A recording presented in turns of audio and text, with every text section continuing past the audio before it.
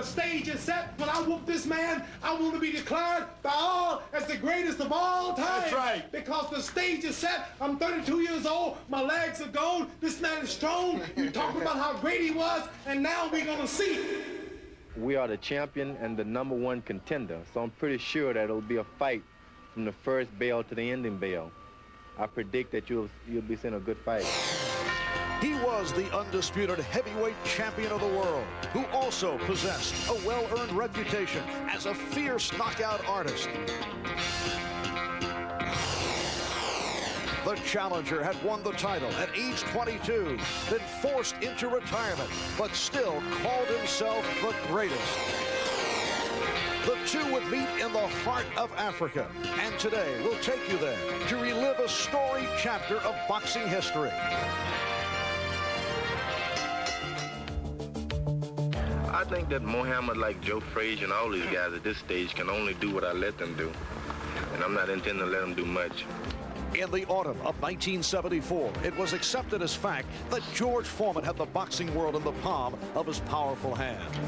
Soon after capturing the heavyweight gold medal at the Mexico City Olympic Games, he had begun a ferocious assault on the professional ranks. The culmination of his ascent was a shot at Joe Frazier's title, but it was over in 2 rounds. And so began the reign of boxing's most intimidating champion since Sonny Liston. But I think I'm nearing possibly the best of condition I've ever been in. I got more to train for now. And whenever you got a lot of obstacles in your way, you got to be in the best. And somehow, something inside me tells me to work my best now. Foreman's second title defense served to further his devastating reputation as he made quick work of Ken Norton. I hope to stay as active as possible. I'm not interested in one contender no more than the other. I think that Ken Norton is the beginning of a lot of big things for me in boxing. At age 26, Foreman had an aura of invincibility that overshadowed all of his peers with one exception. The whole world will have to bear witness that Muhammad Ali is the greatest of all time. Muhammad Ali was 32 in the 4th year of his comeback from a forced retirement following his refusal to be drafted during the Vietnam War. A Supreme Court ruling freed Ali to return, but a decade had passed since he upset Liston to win the heavyweight championship of the world. Get up there, Joe! Get up there! Get up in the ring! Let's shoot up the world! The man is sore. The man is flat-footed. The man don't stand a chance. The stage has been set. This man is supposed to annihilate me. 10 years from Sonny Liston, I was supposed to be get at that time. I think it's befitting that I go out of boxing just like I came in, shocking the world by beating a big, bad, ugly monster that nobody could beat. Ali's road back to contention had been anything but smooth. He was knocked down and beaten by Frazier in their legendary first fight. But 3 years later, Ali earned another title shot via decisions over Ken Norton in a rematch and by defeating Frazier in their second of 3 meetings. Facing the prospect of challenging the ferocious Foreman, Ali began to attack in a familiar fashion, the verbal barrage. You all talk about I'm old, about my legs are gone, but you forget that I danced 12 rounds with Joe Frazier. The 11th and the 12th round I came on through. The Ken Norton fight that pulled me out, the 11th and 12th round I came on through. I'll dance every minute, every round, and I want George Foreman for men and this man over here, Henry Clark, the #6 contender, to go back and tell the man to be ready for a dance. Dance! Are we gonna dance? Dance all night long. Are we gonna dance? All night long. Are we gonna dance? All night long.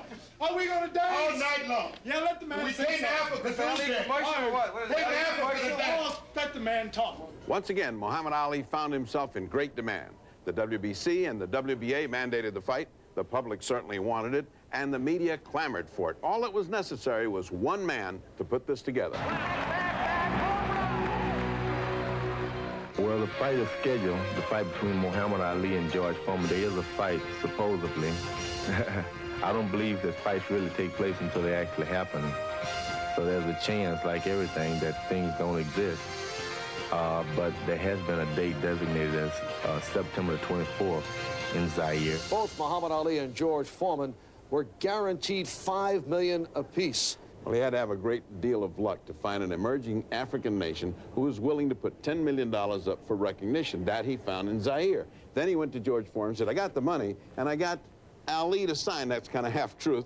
And George said, well, go see about Ali. He went over to Ali and said, I got Foreman and the money. When the smoke all cleared, he seemed to have $10 million in the bank and both fighters' names on a contract, and the fight was on. If Muhammad Ali want to fight me and the promoters are willing to put up $5 million, to be honest with you, I'll fight 20 Muhammad Alis in any given date for $5 million. Well, he says now he can stick and run and beat you.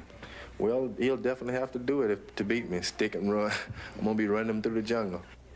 With the unprecedented purse assured, Foreman marked the beginning of training for his third title defense by holding a picnic in California. A young reporter named Bryant Gumbo was there. George Foreman's training camp on the county fairgrounds in Pleasanton, California, is in a mineral display shed.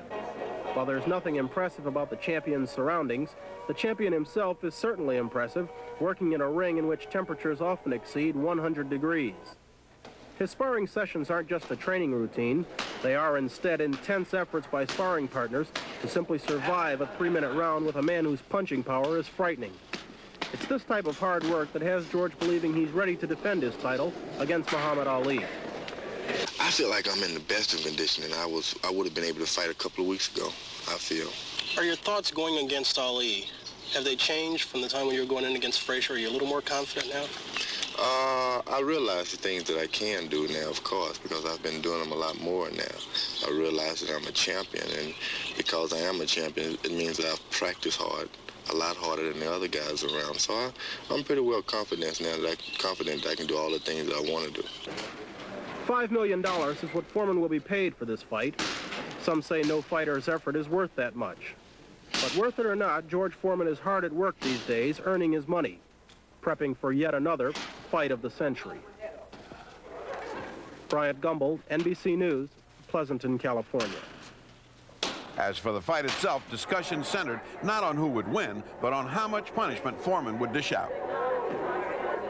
I'm not going to destroy him. There's nothing you can... This man has been talking since he started boxing. People have broke his jaw, knocked him out. One guy knocked his leg so far up in the air, I thought he was going to take off. And he got up and started talking. So there's no way I'm going to be able to stop him from talking.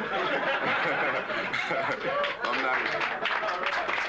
Training back east, Ali stopped at nothing in an effort to steal some of the champion's spotlight. Ali, the entertainer, was having some difficulty figuring a new way to get a little more publicity for his upcoming bout with George Foreman. So he let the word go out that he might like to buy himself a helicopter, and then proceeded to get behind the controls of one at his training camp in Deer Lake, Pennsylvania.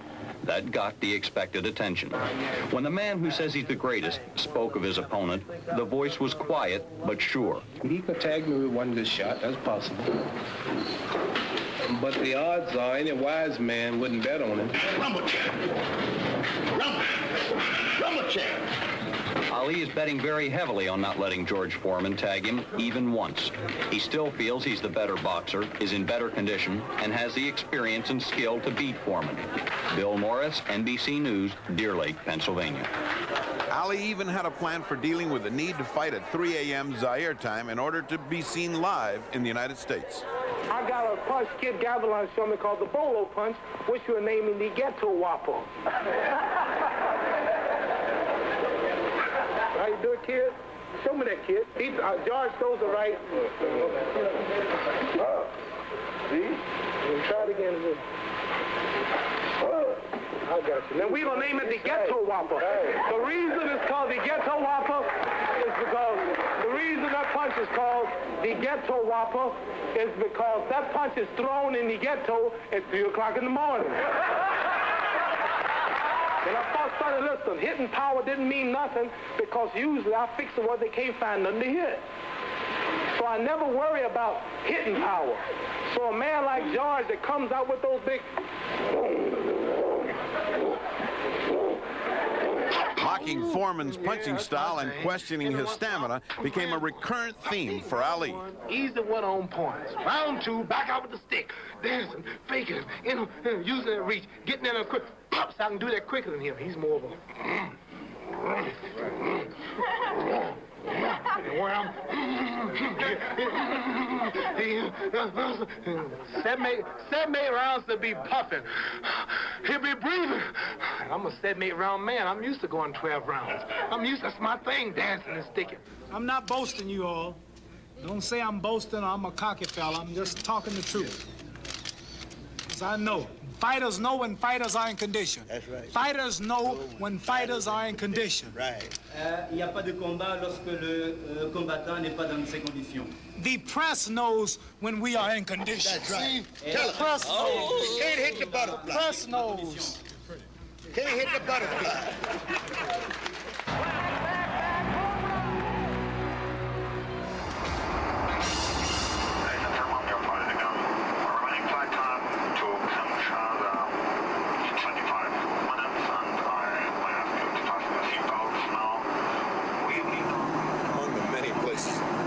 I'd never see again in my lifetime. Kinshasa, Zaire is really on the top of the list. Ali's done it to me again. He swats me on another foreign adventure.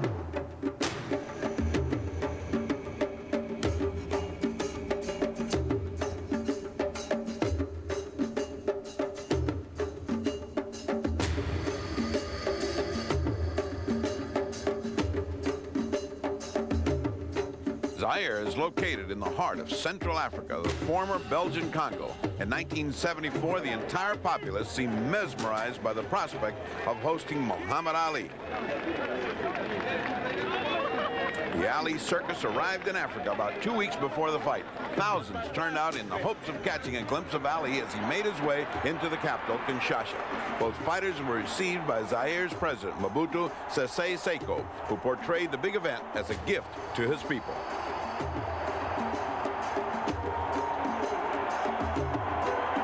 Mobutu was also keenly aware of his country's rare chance to be on an international stage. We knew that the fight was going to be shown all over the world.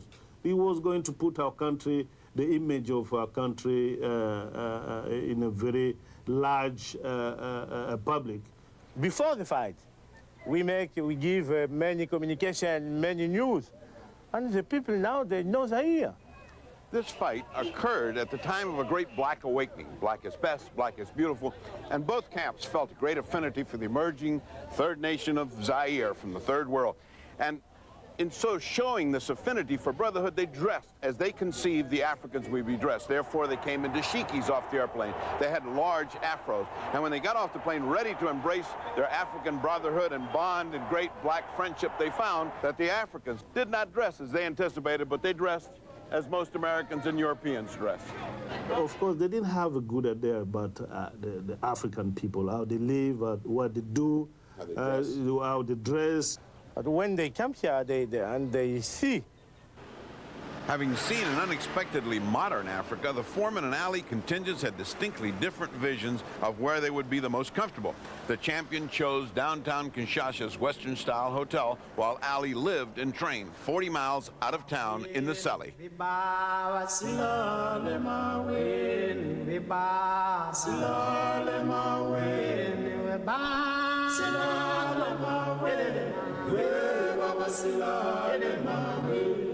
While George Foreman was stuck in a downtown hotel, besieged by fans and media attention, Muhammad Ali, 40 miles away in the Sali, was nice and peaceful and quiet, luxuriating in these villas with a band of hardy men around him and the rest of the villas. The Ali Circus congregated here for one purpose alone, to get Ali to win the heavyweight championship of the world and take it away from George Foreman. Now, Ali had one particular advantage. He had brought Lana Shabazz, his own cook, with him and her vast supply of home cooking.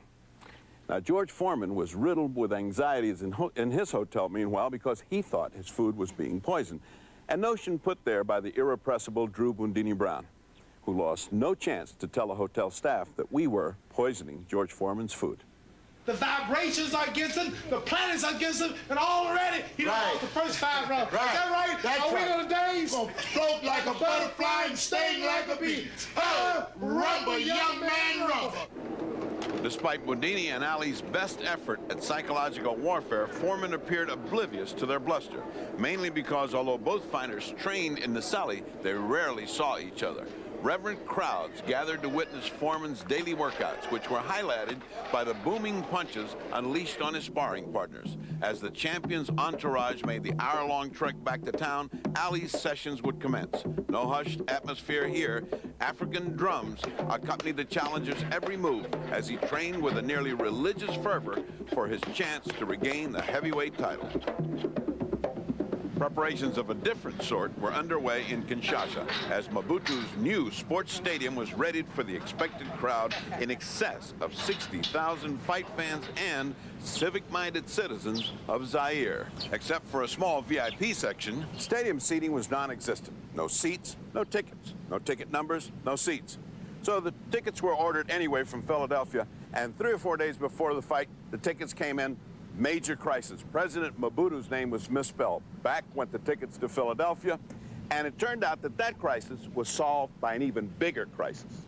Some things happen and always happen when it's best. Well, sparring less than a week before the fight, Foreman was cut above the right eye. As his handlers, Dick Sadler and Archie Moore, examined the damage, it was obvious that the showdown would have to be postponed for at least 1 month. On that ice on there. It stops up on the coagulate the blood. Ali was despondent at first. Everybody's here. The world is here. The biggest event in all history. People are flying. At this moment, we're talking plane loads on the way here. Cameras are here. Technicians. The world is sold out all throughout Venezuela, Peru, all throughout Mexico, Africa, England. Tickets are sold and all the money's got to be refunded. It's just a big mess. And I just wish we could do something. Bring Joe Frazier over. We'll fight him, or we'll fight George. If the fight just stopped on the cut, and if the cut gets worsened, then we'll have a contract saying we'll have to fight again in 6 months. Let's do something to get this thing on. Ultimately, the month-long delay benefited Ali both physically and spiritually as he managed to take advantage of the extra time. More than anyone, Muhammad Ali seemed to sense and draw power from the location, from Africa, that he was close to his roots.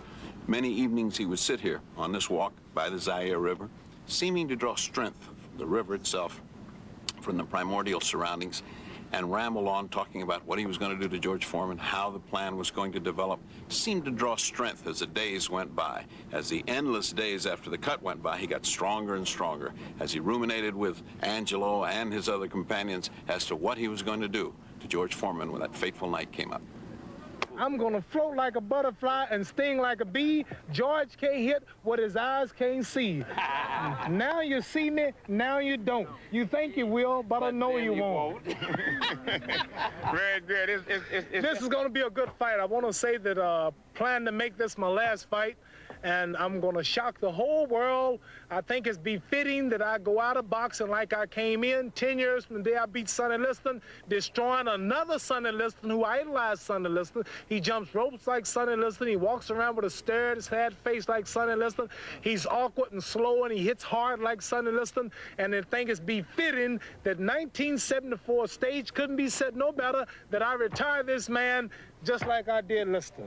Right. Thank you, Ali. Thank you, Angelo Dundee. Is that all the time I get? Okay. Thank you, Bandugabula and Dick. Don't do that turn away. Get away. Gaining momentum, Ali even questioned the champion's desire to fight.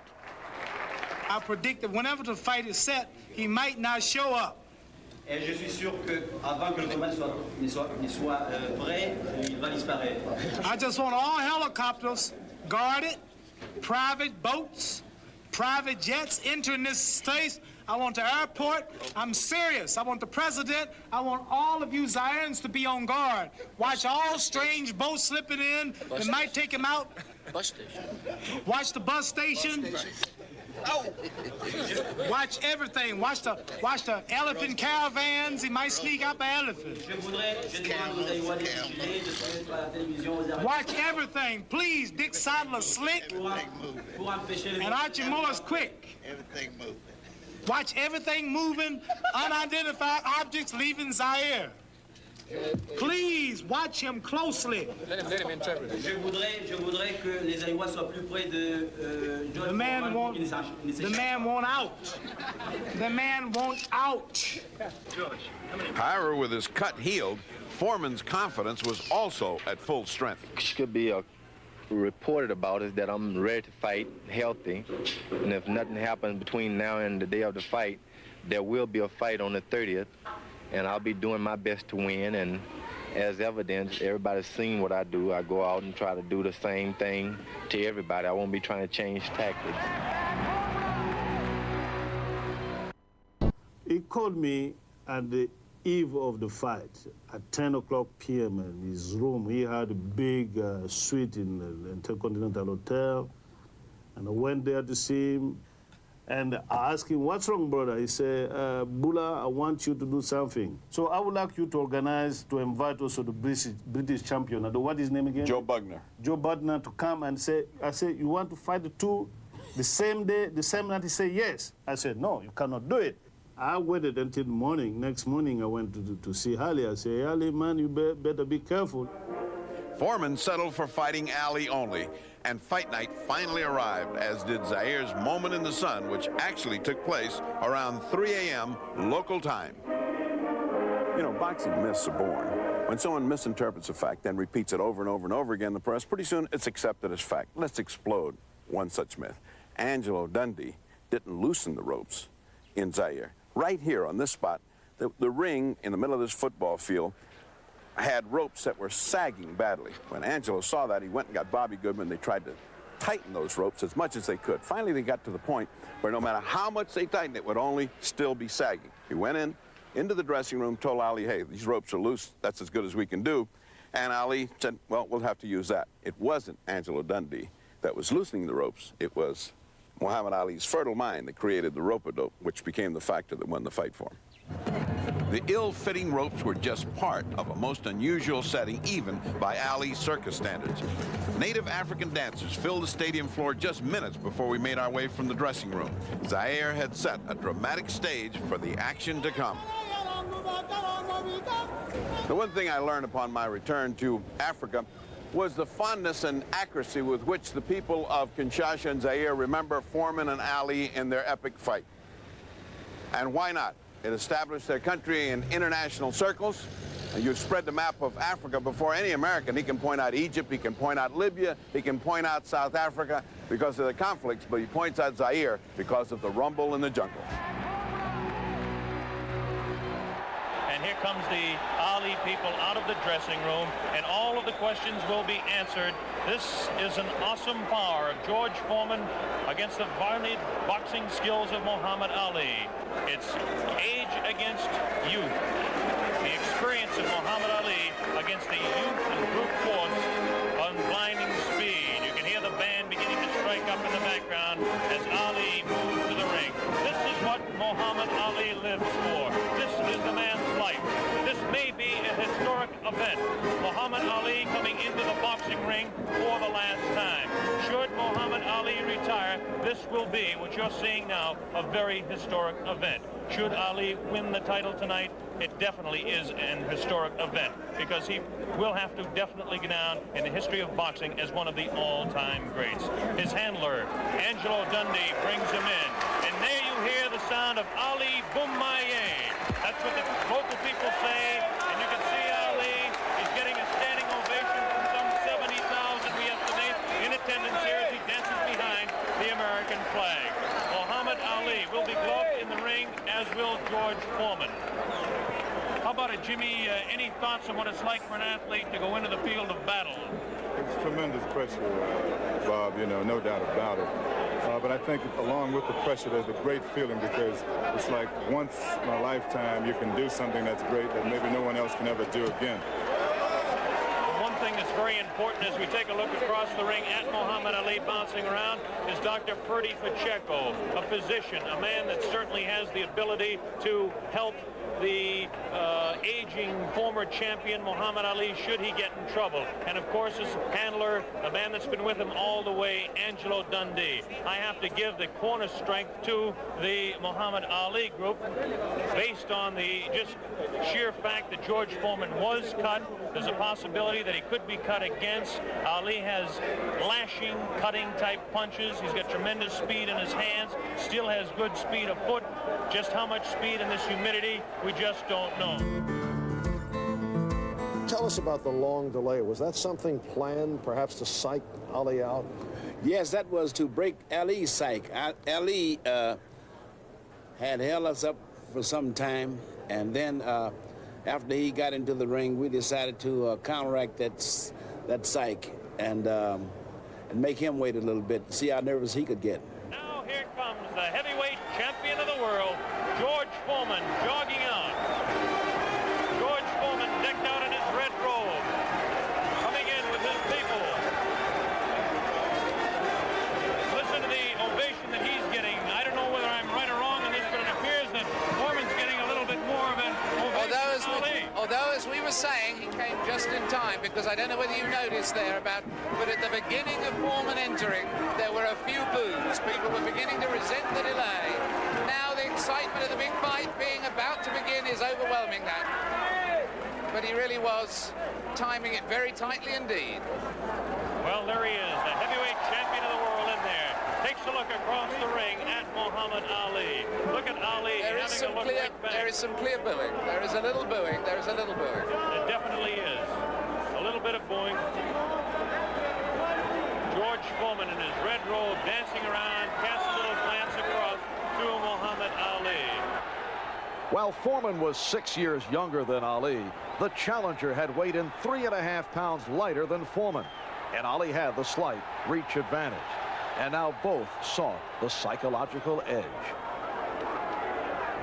Look at this now as they stare. Muhammad Ali beginning to talk to George Foreman. They're really putting the stare on each other. George Foreman has that serious look. Ali definitely talking to him. Look at the stare on George Foreman. Look at Ali give him the word. So the stage is set. We're just about ready to begin. Round one, the heavyweight championship of the world at stake. There can be no more pure form of sport than a heavyweight championship fight when two individuals, finely tuned athletes, climb into the ring. This time, the championship is at stake, and $5 million will be paid to both fighters. Ali ready, Foreman ready. We're waiting for the opening bell. The enthusiasm begins to mount here. One thing we want to look out for is just how fast this man, George Foreman, will open. As we mentioned, in his past several fights, he hasn't gone in the past 4 years beyond 2 rounds in any fight.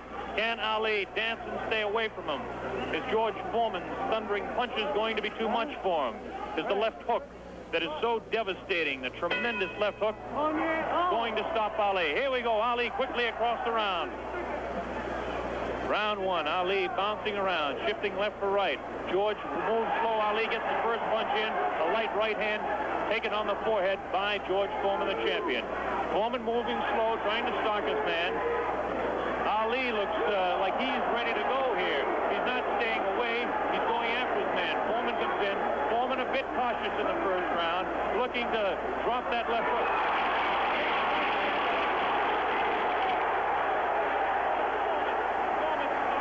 To the far corner.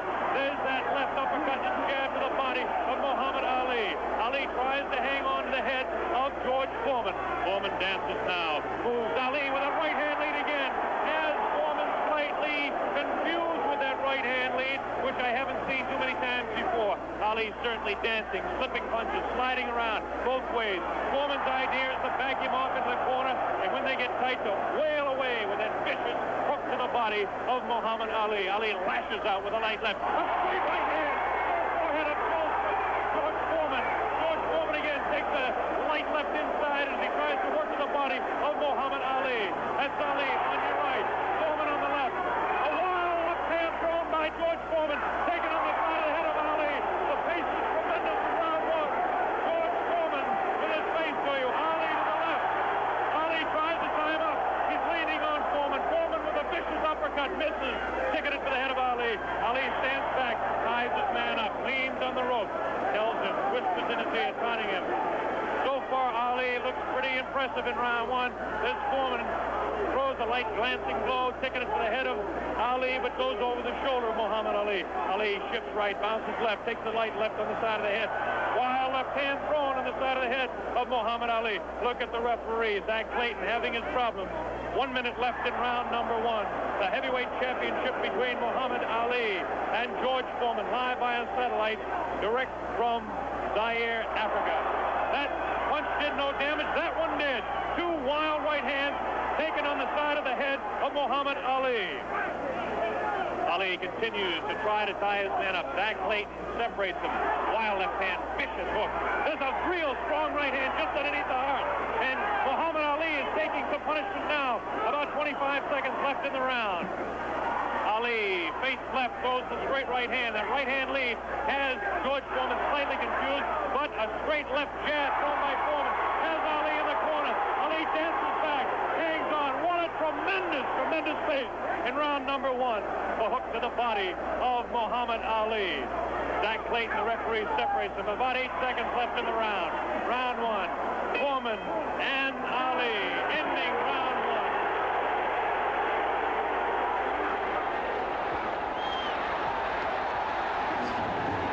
Was there too much headhunting by Foreman in that first round? Well, there was sufficient headhunting, of course. When you're trying to knock a man down, you want to hit him on the jaw, in the head somewhere. And but I would believe that there was a bit too much headhunting. If you're going to go 15 rounds or 12 rounds or whatever the fight was limited to.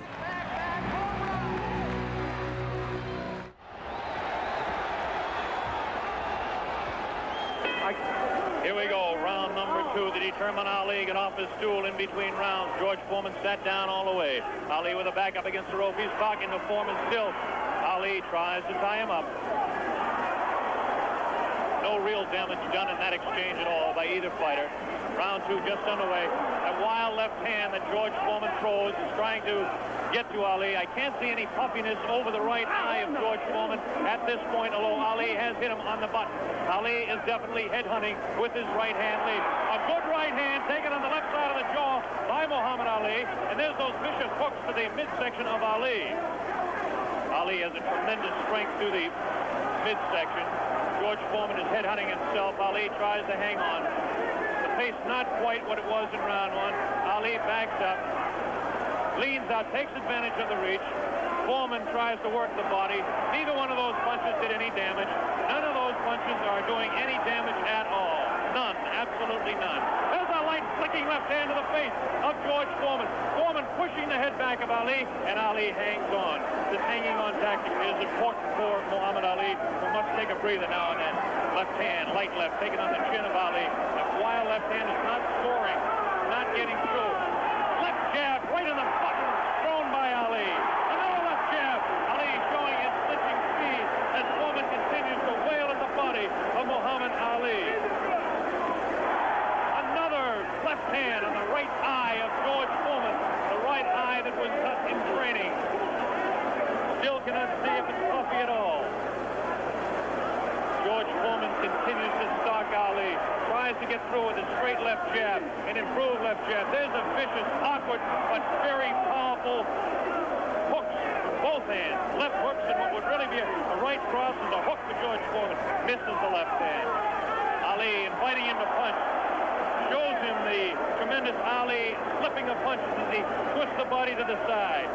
Ali backs up and jabs as he backs up. About 45 seconds left in round two. An even fight to this point. Pace is definitely slowed down in round two. Oh, a great left hand. An over and under combination. Left hand and then the right on the jaw. Taken by the champion George Foreman. There's the left hand in the eye of Foreman. Ali scoring some punches here. These punches are not hurting him that he's taking on the side of the head. 30 seconds left in round two. Look at Ali. Continues to talk and talk. Definitely serious. Tremendous combination by Muhammad Ali. The left hand and then that straight right to the jaw. He's trying to do the damage with the left jab. The lightning flicking left to the right eye of George Foreman. 10 seconds left in round number two. Now he's pulling what he did against Joe Frazier. Shaking his head. No, no, he says. The left hand gets through again. There's the bell ending round two. Well, I think round 2 saw the birth of the rope-a-dope.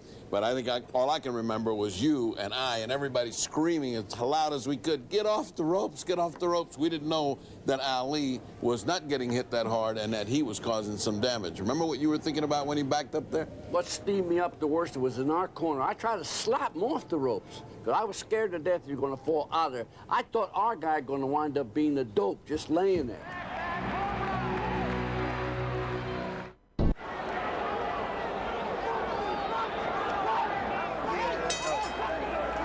Able to observe a little bit of puffiness under the left eye of George Foreman, the left eye, not the right eye. Oh, what a combination landed by Ali to the face of George Foreman. Round 3 just underway. Very even fight. I would have to score round 2 slightly in favor of Muhammad Ali. There's the left flicking in the face of George Foreman. George Foreman backing Ali to the ropes. There's the vicious left hook to the body. Misses the left again, the right to the body, thrown by George Foreman. Ali is getting away with hanging on to the head of Foreman. Foreman will push and try to set up his punch. Watch him push. There's the right hand. When he pushes, he tries to do it off of that. That's his secret. Continues to work downstairs on Muhammad Ali. Round 3, very close. Heavyweight championship fight. Ali on the left. Foreman misses the right hand. Ali scores with his own right. Foreman setting him up against the rope. What a vicious, fast combination by Ali. Ali definitely showing the hand speed in this fight. There's the chant. Ali Boombaye. That means Ali, kill him. In the sporting sense, of course.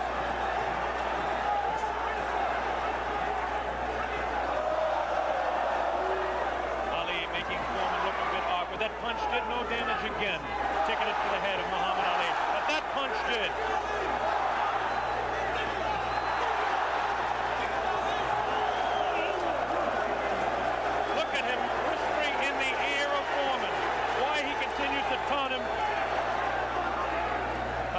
Super confident. Foreman looks unusually slow with his hands, but look at this now. All of a sudden he opens up. 4 punches downstairs on Ali. Ali, of course, has protection around that area he was being hit by. Ali showing the ability to punch inside against George Foreman. Now the fighters move across the ring. A right hand lead by Foreman this time. Another right hand.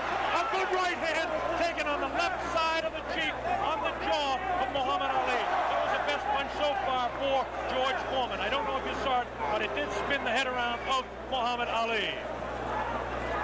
Have to say the heaviest punch so far was definitely landed by Foreman in that exchange. Ali trying to hang on. Might have been just stunned by that blow. Vicious right hand goes whistling by the nose of Ali. Ali continues to talk to George Foreman. Continues to talk, continues to taunt. 30 seconds left in round number 3. Foreman looking for his opening to unload that left hand underneath the heart of Ali and drop the right. There he goes with the right, but it just didn't land that time.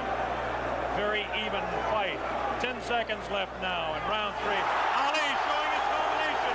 The hand speed, left, combination to the head of Foreman. Foreman again takes the right hand, right on the left side of the head. A bell ends round 3. Well, that 3rd round showed the Ali corner that the rope-a-dope was really working. This hand speed of Ali was beginning to neutralize the devastating body punching of George Foreman. It became a surprise to Foreman. Foreman thought he'd get him out of there with just the body blows. And what happened? Ali was still there, end of 3rd round, and he looked fresh. And for George Foreman, this was certainly new territory as an efficient knockout specialist. It was very rare for a Foreman fight to go this far. And I talked about that and other matters with George when I visited with him at his Houston training camp.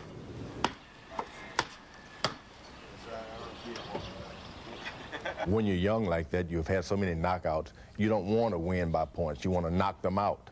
And if I had to do all over again, I'd just win the fight on points and don't worry about it. If he didn't want to come out in the middle of the ring, forget him. You don't want the championship of the world, that kind of thing. Why did you take a chance on Ali? That was a very dangerous fight for you to take. Well, it's real simple. $5 million. Everybody should take a chance for $5 million at least once in their life. So it was strictly the financial consideration. And not only that, but I had beaten everybody that Muhammad Ali had lost to. He was whipped by Kenny Norton. I knocked Kenny Norton out easily. And of course, I got Joe Frazier, who had dropped Muhammad Ali. So it wasn't like he was going to be a great threat to George Foreman. So you were very confident going in. Overconfident, as a matter of fact. What would you do differently if you could Well, of do it course, again? I've learned how to fight better now, and there's a way of fighting styles like Muhammad Ali. He had nothing to lose. He fought just like your initial bums, just lay on the rope and take a whipping. That's normally what a bum would do. But this time, he did it with character. He said, hey, I'm going to weather this storm. I'm going to whip George Foreman. Did the rope-a-dope surprise you? Not at all, because normally when I fight a guy, that's all he can do anyway. It's just get on the rope and just hope that he doesn't get hurt.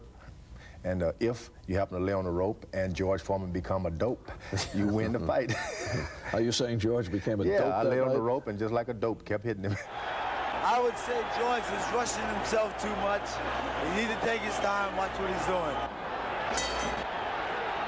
Here we go, round 4. Muhammad Ali looks to be the fresher of the two at this point.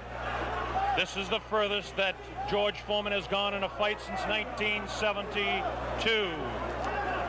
He's in the 4th round against Muhammad Ali, the dancing master with tremendous hand speed. The left hand scores again. Foreman looking for the opportunity. Has a tremendous look of determination. Staggered! Foreman staggered! Definitely! Right on the button! Right on the jaw of George Foreman. That's probably the hardest Foreman has been hit since Gregorio Peralta opened his eye in the first fight. Another right hand taken to the left side of the head of George Foreman. Foreman's face beginning to show signs of puffiness around the right eye, but below the right eye. Wild right hand thrown by Foreman.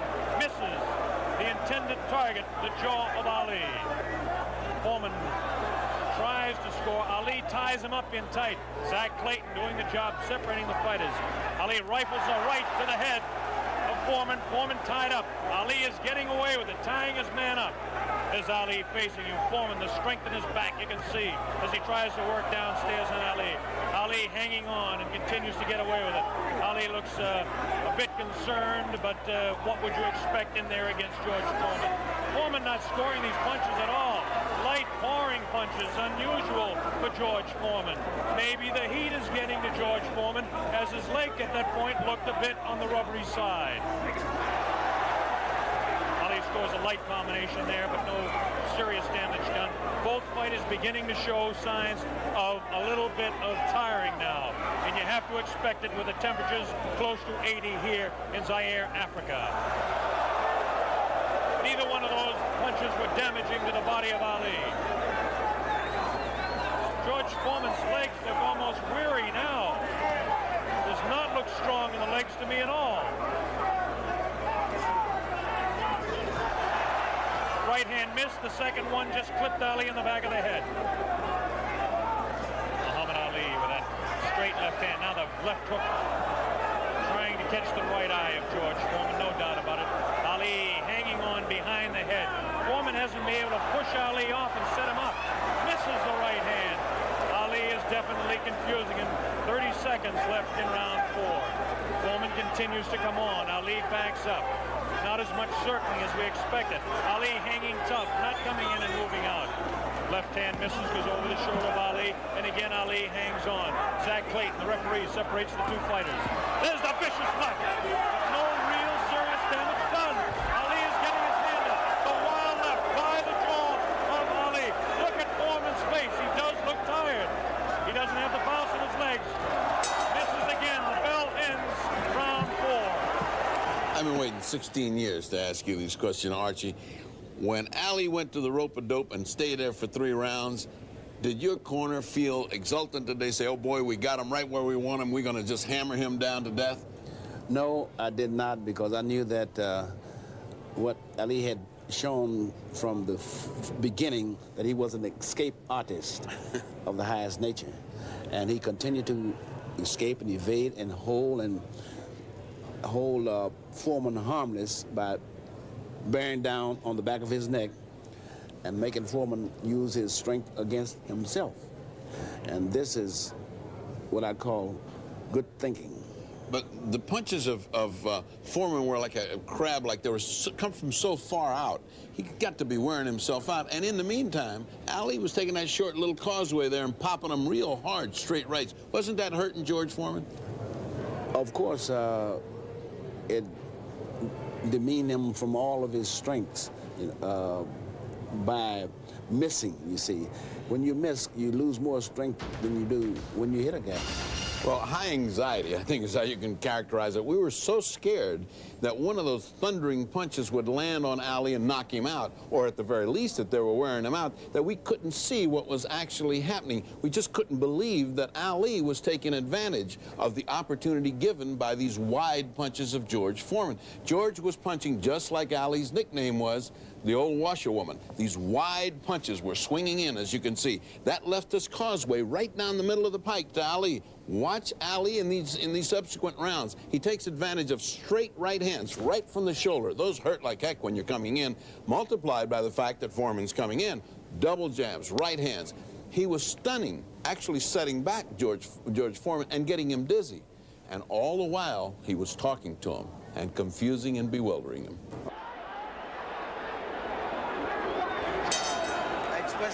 Here we go. The bell sounds. Round number 5. Ali stood through part of the round as he allows Foreman to back him up.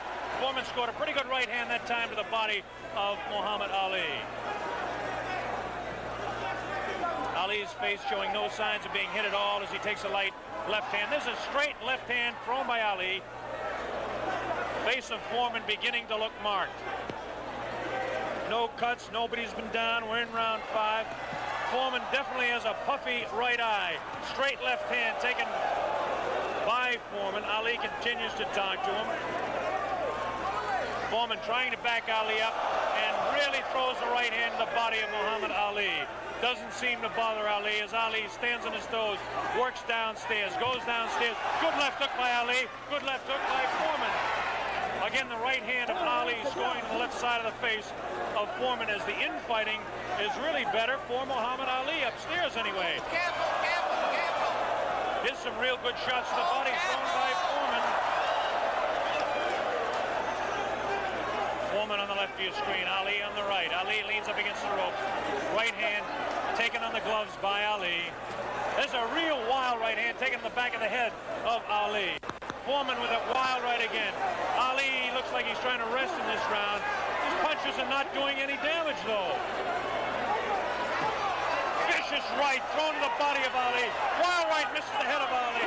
The left taken on the glove of Ali, the right glove. Foreman pouring. Pouring. Pouring. Foreman trying to set him up. Trying to set him up to the body. Ali does look tired now. Foreman seems to be coming back with more steam. Scores with a light right hand. 1 minute left in round 5. This is George Foreman's round all the way. Ali, this is a cruising round for him. Foreman wailing away, and Ali says, "Is that your best one?" Foreman just working the body. Hasn't hit Ali except once to the face. Neither fighter has been down. Ali picks it up a little bit, about 40 seconds left in round number 5.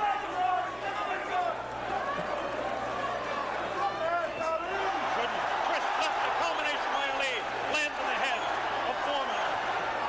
Foreman with that right. Ali's got it. Good man. A good right. Backs up Foreman. Backs him up in his back. Foreman's selling it. Foreman tries to look. Ali's thrown to the right.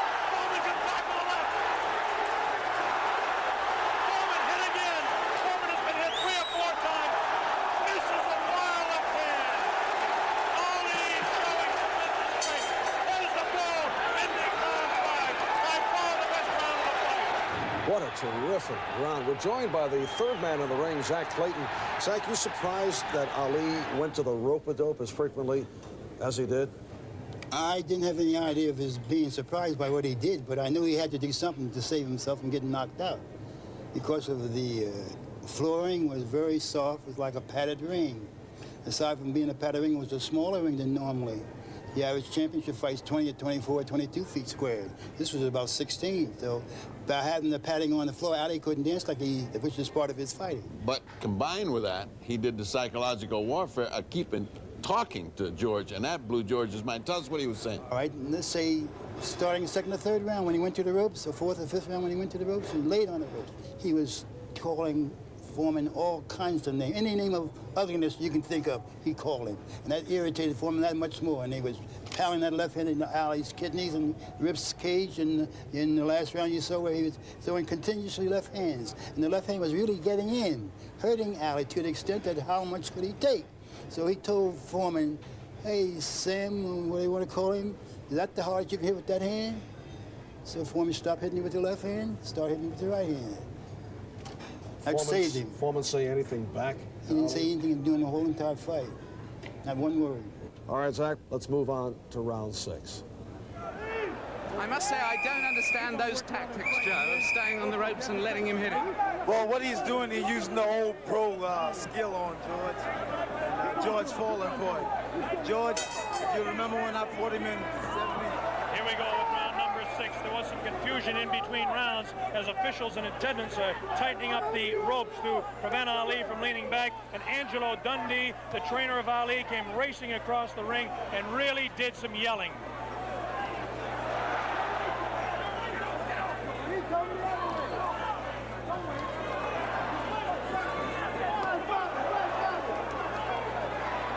They're still screaming back and forth about the ropes, whether they want them tight or loose. Zach Clayton separates the two fighters. Ali goes headhunting again. Oh, a great left hand taken on the face of George Foreman. Ali scored 3 in a row that time. Foreman's right eye looking to be closed. Ali has tremendous look of confidence on that face.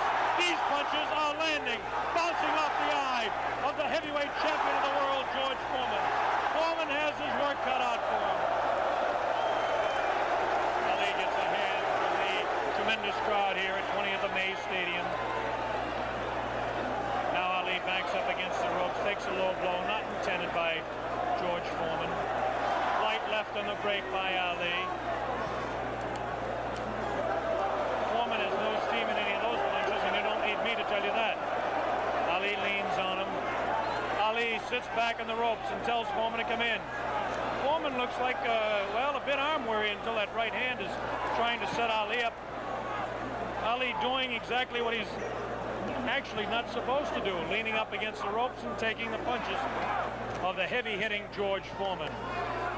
Foreman doesn't really look to have that tremendous punch anymore, but I'm sure that when he gets a little respite here, as they're cruising a little bit now in round 6, that he'll be able to deliver the thundering, booming, rifling shots that he's capable of delivering at any time. A minute left in round 6. Muhammad is allowing Foreman to come in on him, inviting him in and counter-punching, inviting him in, talking to him. Angelo Dundee screaming from the corner, Ali, get off those ropes. But Ali continues to talk to Foreman. Straight left hand on the chin of George Foreman. Foreman paws in. He's looking for room to unload that right hand. 30 seconds left in the round. Now Ali squares away. Watch him box. He loves to put on combinations in the last few seconds of the round. Right hand misses. That right hand scored by Ali. Look at these combinations that Ali lands. The speed of Ali to this point has outclassed the strength and booming punches of Foreman. Neither fighter has been down. Round 6.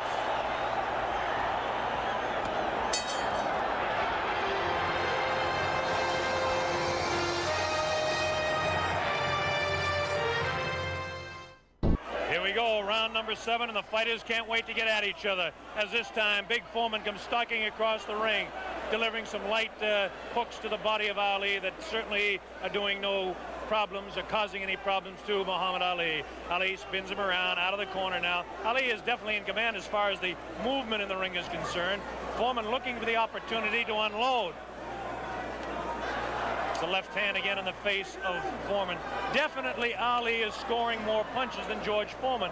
The punches to the body of Ali are not hurting him. They're not taking a toll. The man is in tremendous physical condition in that part of his body. Of course,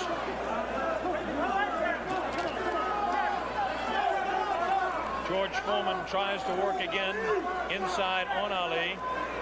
Ali pushes his hand away.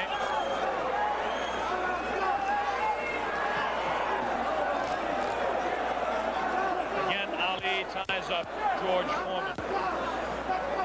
Foreman doesn't look to have that good bounce in his leg anymore. But of course, Foreman being the one-punch artist that he is, who knows what might happen as the rounds continue. We're in round number 7, midway through. Straight left and a good right hand taken on the side of the head. The tactic by Ali is to jab with the left, throw the right hand, and hang on. George Foreman, of course, famous for his booming punches. Foreman continues to come in on Ali. He wants Ali bad. It's just a matter of trying to set him up to deliver the real heavy blow. Ali rifles into the right hand.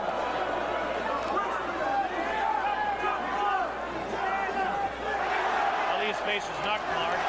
George Foreman gets in a pretty good left to the body that time, underneath the rib cage of Muhammad Ali. The punch was hard to see on television, but he did score a pretty good punch inside. Ali doing what he did to some smaller men, leaning on George Foreman.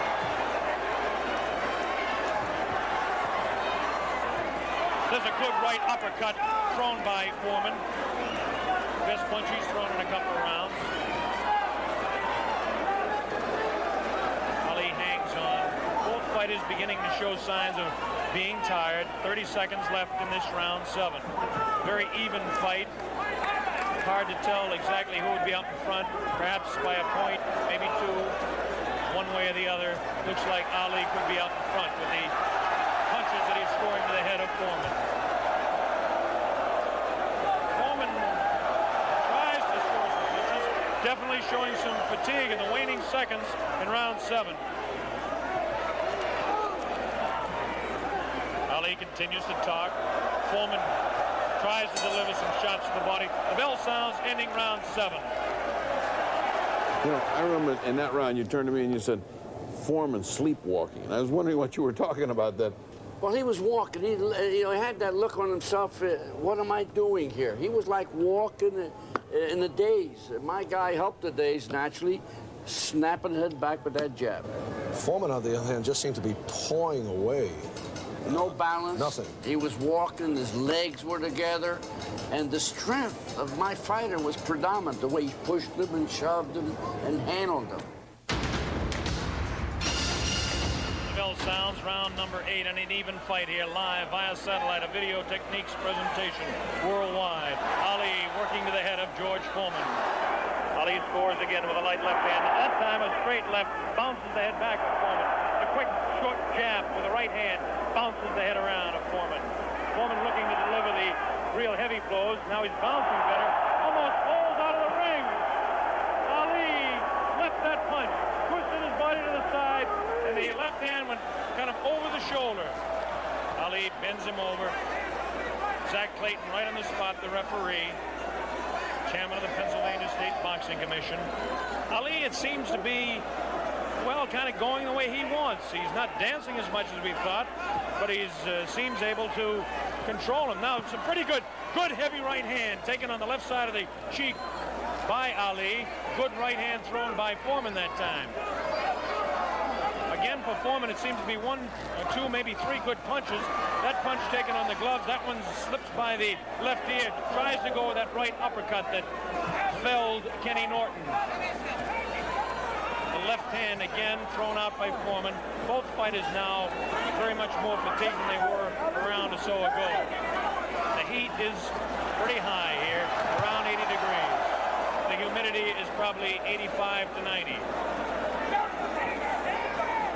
At age 32, Muhammad Ali is bouncing around pretty good for the 24-year-old Foreman, hanging pretty tough in there. Again, I caution you to look for the one punch that George Foreman can deliver at any time. This man is devastating, to say the least. These punches are not at this particular time. Tried to pull a sneaky right hand on Ali. Ali hanging on, getting away with it. Getting away with it. The left hand taken on the side of Ali's cheek. The left hook again on the side of the gloves. Right hand by Foreman was not effective. The right uppercut did bounce the head a little bit. His punches will not hurt Ali. Ali just takes him, protecting his face at all times, does Ali.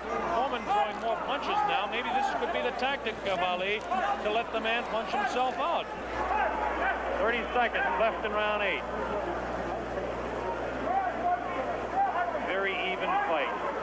Ali, a sneaky right hand. Another sneaky right hand. This time he works over the shoulder of Foreman. It's the combination.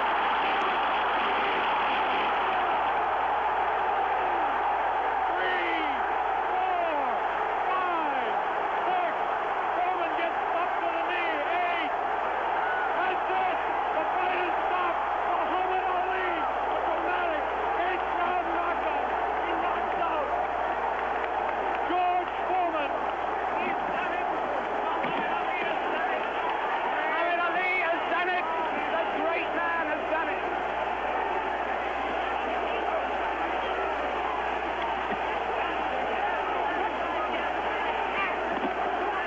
This is the most joyous scene ever seen in the history of boxing. This is an incredible scene. The place is going wild. Muhammad Ali has won. Muhammad Ali has won by a knockdown. By a knockdown. The thing they said was impossible, he's done. I saw it coming from the first time Ali began to pull Foreman's head down, because I knew that he was going to tire him out. That was going to tire him out. See, and eventually Foreman didn't catch on to how he could get loose from that, and Dick Sadler, his manager, didn't know how to tell him to get it loose from that, and Foreman couldn't have done it anyway, because Ali was too well rounded out in boxing knowledge to let any one thing worry him. He could have gone to something else. He was out boxing Foreman in every way that Foreman could look around. But still, did you think he was going to get counted out? I mean, counted out, because nobody had dropped George Foreman. No, I didn't really think that Ali could punch hard enough to knock George out, but he did. He did. I'll tell you, one guy wasn't surprised, that guy right there. Because when we came down the stairs, he said, this round he's going out. You expected it. I expected it. I thought George not going that type of distance a long time. He was treading in water, you know, never been in before. And the tank went dry. Now, the other thing that stopped George, a lot of people didn't realize, nobody knew the strength of Muhammad Ali. He was manhandling him, just like Archie said, grabbing him, and he emptied the guy's tank. He was dead right. That's what did the number. Angela, as we're watching this, you were saying, though, you were surprised that Foreman was not in good shape. Well, he was in good shape, but what happened, missing the shots that he missed, it drained him. See, when you miss a shot like that and you're winging, it takes more out of you than when you're nailing the guy with a shot. I'll tell you what did come out of this is the first time when the mob came in, was the first time that Ali thought of the new trick of sitting down in the middle of the ring so people wouldn't jump all over him. And that's the first time I've ever seen him do that. His attitude was, let me get away from these crazy guys. Now, you notice where I was, don't you? On the outside. That's the safest place. You were trying to take the gloves. That's what you were trying to do. Don't you worry, I got him.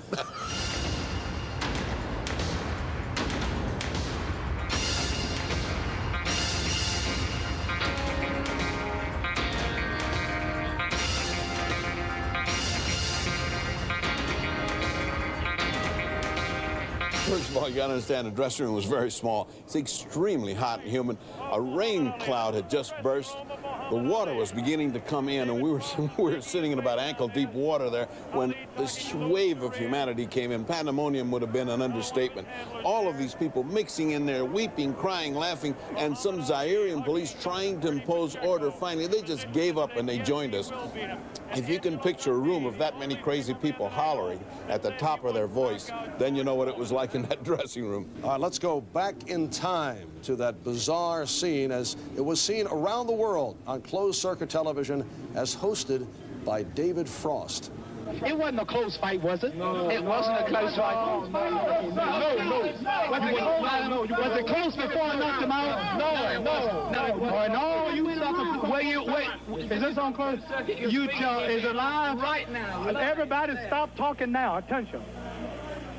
I told you, all of my critics, I told you all that I was the greatest of all time when I beat Sonny Liston. I told you today I'm still the greatest of all time. Never again defeat me. Never again say that I'm going to be defeated. Never again make me the underdog until I'm about 50 years old. Right. Then you might get me. But I didn't dance. I didn't dance for a reason. I wanted to make him lose all his power. I kept telling him he had no punch. He couldn't hit. He's swinging like a sissy. He's missing. Let me see your box. I hadn't started dancing yet. You can't say my legs are gone. You can't say I was tired, because what happened? I didn't dance from the second round on. I stayed on the ropes. When I stay on the ropes, you think I'm doing bad. But I want all boxers to put this in the page of boxing. Staying on the ropes is a beautiful thing with a heavyweight when you make him shoot his best shots and you know he's not hitting you. I would have gave George Foreman 2 rounds of steady punching, because after that he was mine. Following the joy in the dressing room, we were all exhausted, mostly from relief and from the joy of having won the title.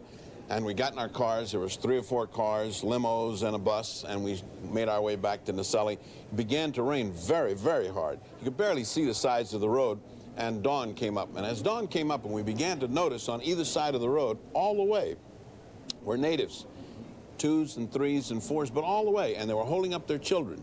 And most of them had palm fronds over their children or corrugated tin to protect them against the rain. And we began to realize that this meant an awful lot to them. What they wanted to see was just one fleeting, quick look at the new heavyweight champion of the world, Muhammad Ali. Although no longer champion, still it was an upbeat George Foreman who stopped in New York on his way home from Africa, and reporters asked him about a possible rematch. Well, I hope he create interest, because I definitely want to fight him again. That just wasn't my night. Would you fight him differently in a return match? Well, I'd fight him in a rage, as I always do. I fight everybody in a rage. The fact that he never got a rematch nor another title shot may explain Foreman's recent return to the ring at age 42. There's no doubt in my mind now, and no doubt in anybody's mind, that George Foreman can become heavyweight champ of the world now. Now, am I going to be given an opportunity? That's the big question. I'm going to stay in the ring until I do get that opportunity. I'm not leaving out. I've heard questions about my age and all of that, and I know there are some barriers, but my age is not one. If I'm given the opportunity, I'm going to be heavyweight champ of the world. As Ali left Africa, he again spoke of retirement. They thought I was finished when Joe Frazier got me. They thought I was finished when Ken Norton got me. They thought I was finished when I was out of the draft for 3.5 years. And they knew I was finished when I was signed for Foreman. So to get out on top, well invested, nice looks, still mentally well, first black fighter to ever do so. And this is a good thing, and I don't want to hang around just for a few dollars and slip up and end up getting cut or somebody else having to beat me. But Ali continued in boxing until 1981 and is now plagued by Parkinson's disease. When asked to appear on this program, Ali replied through a spokesman that because of his current condition, Muhammad Ali doesn't want to appear on national television. Nevertheless, on the rare occasions when he does appear, such as on last year's Arsenio Hall show, it's clear that the public still considers him to be the greatest.